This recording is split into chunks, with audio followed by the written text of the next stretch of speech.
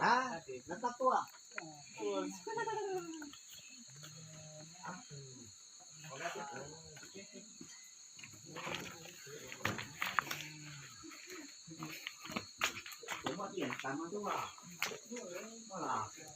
sai chế nữa ô đu đu ô áp bé chào rồi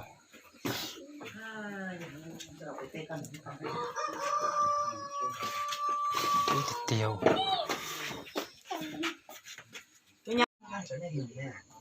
trẻ con nhé con chỉ có thở nè cái bụng bó chỉ bó nè hay là có bó mình chỉ này đó có được đi hết nè để có thì đã là người phát triển đầu này những chuyện cái này ba được thu nhỉ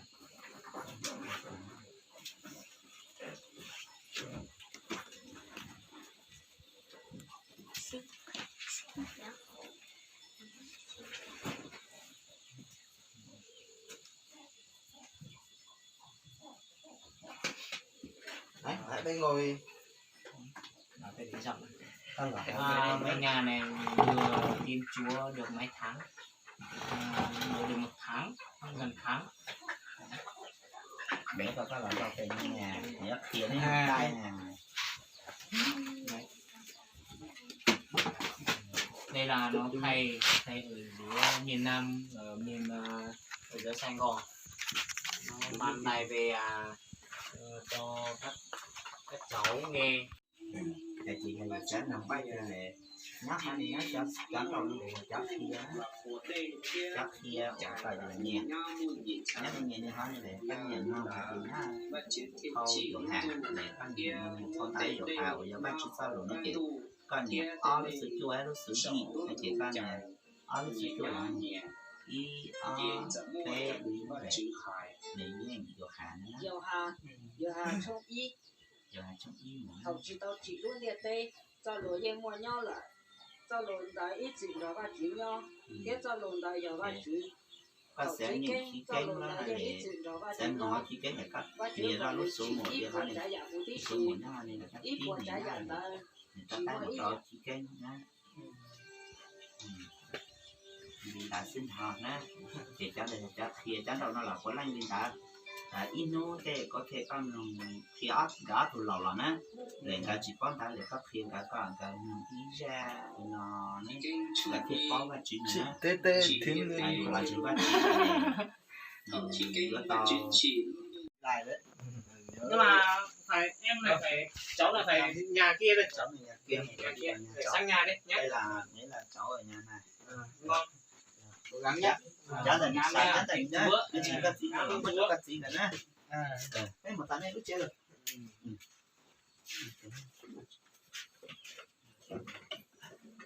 rồi chúng tôi đi nhà đi về nhỉ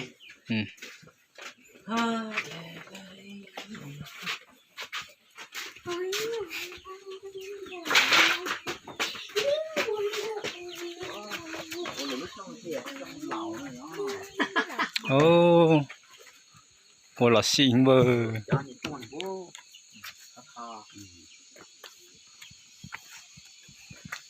mỏ bên nông uốn tàu nhà này ở cả xe này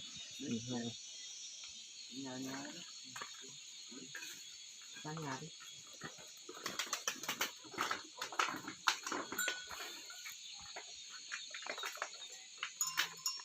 dùng một đội nước chế đồ thế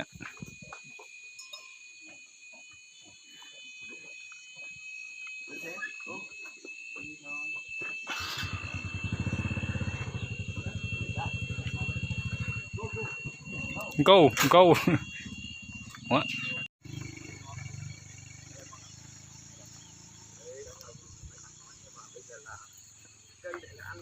cái này là trước của đây là nó tự nhiên cái này đốt người ấy đốt người đấy như vậy mà thử chưa biết thì thử xem không đứt mà không đứt mà thử một phát tí đốt đấy kiến cắn không sợ mà nó không sợ lắm đâu mình cần như này thì không sao đấy cần như này thì không sao trừ khi cái mỏng mỏng này thôi nó không nó cháy mà nó không Không. đứt nhưng mà nó cắn một phát một tí nó không đau rồi. Thử chưa biết thì thử. Thôi không dám đâu. Không dám. không dám thì thôi. Không dám. Con này thì đốt người đấy. Bây giờ mình vòng một phát là nó bị đốt ngay. Đấy con này. Nếu mà mình cần như thế thì không sợ. Nhưng mà Trò cún hình ơi. trừ khi là bây giờ mình làm như thế là nó này. đốt tay mình á, nó đau lắm. Cây nguy hiểm nhỉ. Cái này Còn nhiều cây nữa, một số cây ở trong này có nữa, ở cây kia nữa. Cái ló xanh xanh kia. Mình không biết là mình đi bỉ nhiều lần rồi thì mình biết luôn.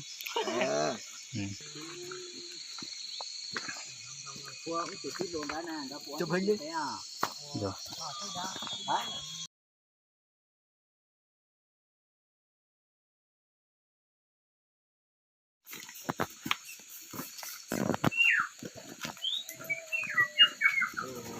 Đó là từ thằng gối đó. Ồ, cái chuyện nó trăm đồng không? Cái là thế mà. Thành chó. Hả? Thành chó của do. Ủa này cái nó lo cha. Đây tụi đi nó lo gì cả. Ủa, không ra sao chế à? tối Thì bây giờ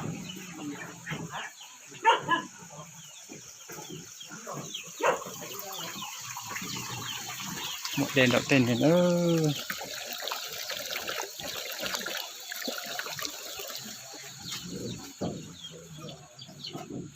đu rồi.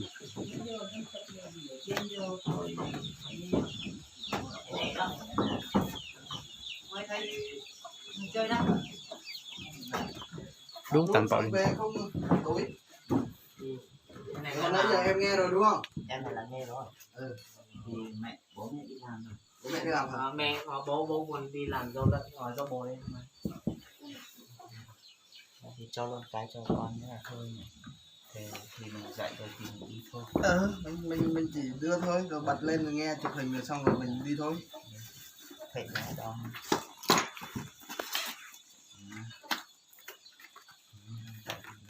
Họ đang đi làm. Ngồi lại bận. Thì nhớ đâu luôn.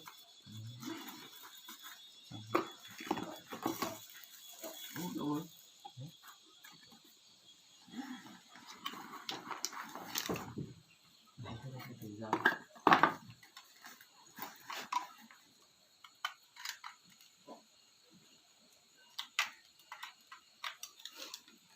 Nên chơi nhiều có làm chân với rồi.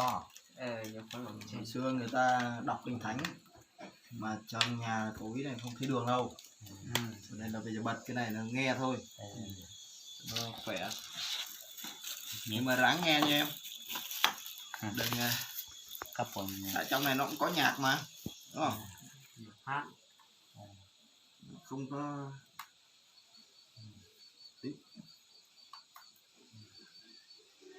đó, nó có nhạc mà. Ví dụ qua đoạn 2 là nó cũng có nhạc mà. các cụ. Nó có nhạc mà. Ủa đây tại điện đen chứ là. Tại điện đen rồi. Điện đen thì nó lo thêm thôi chỉ tao. Chương 2. Trong A. Đây là đoạn 2.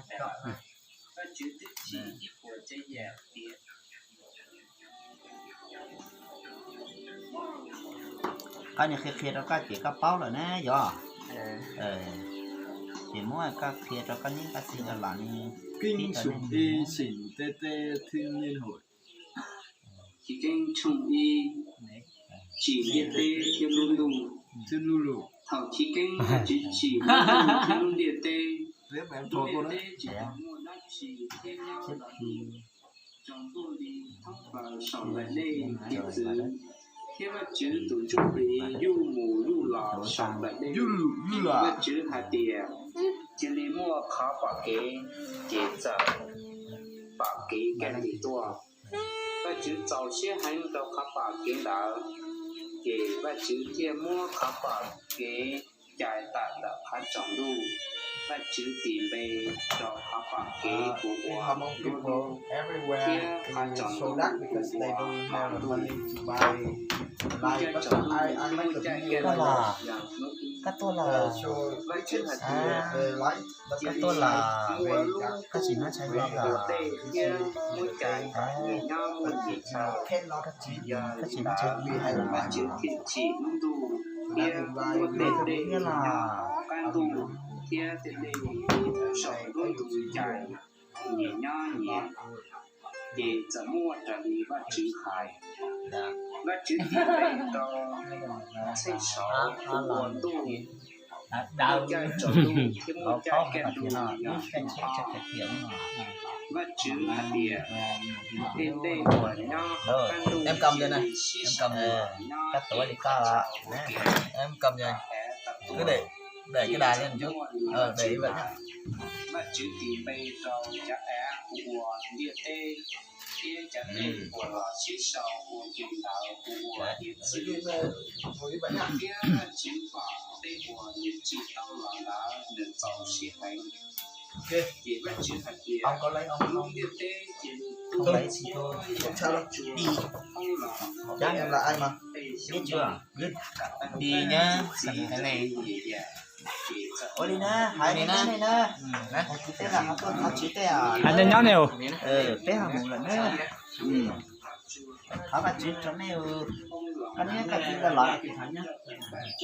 Mỗi trăm nó bắt chỉ sao luôn đi nè. mai muốn học cho giỏi nhá tay cái Thì con này là con của chú này. chú này hả anh đi về đi Ôi đi nè, lên nhắn này mình chỉ lò chế bát Đu nữa. Sẽ đặt tại các khám một đội cho.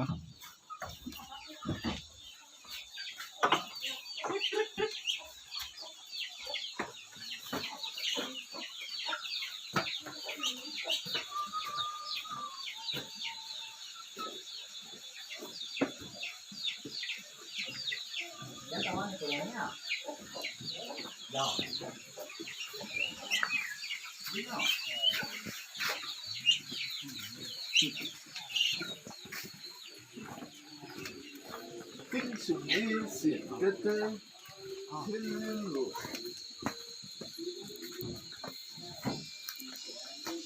Trong cái trong cua.